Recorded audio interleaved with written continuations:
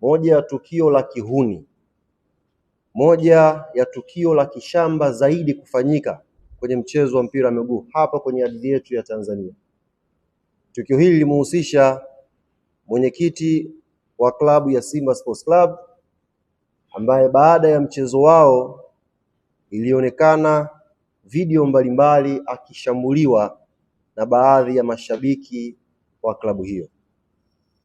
Sisi kama Young African Sports Club kwanza tunalaani vikali vitendo hivyo. Ni vitendo vya kihuni ambavyo havina nafasi yoyote kwenye mchezo huu pendwa wa mpira wa miguu.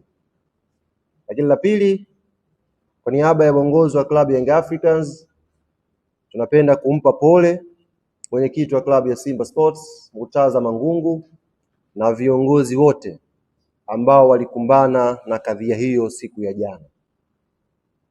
Ziko nyakati tunaweza kupishana kwenye itikadi zetu za kimpira, lakini inapokuja swala la football kuwa fair play, kama vilabu ni lazima tutoe matamko haya kukemea na kupinga vikali vitendo vya kihuni ambavyo vimefanyika jana kwenye uwanja wa Benjamin Mkapa.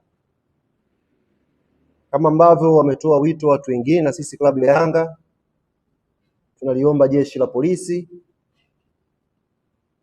lichukue hatua stahiki kwa yoyote ambaye atabainika amehusika na vitendo vile vya kishamba vya kumshambulia mwenyekiti wa klabu ya Simba kwa siku ya jana.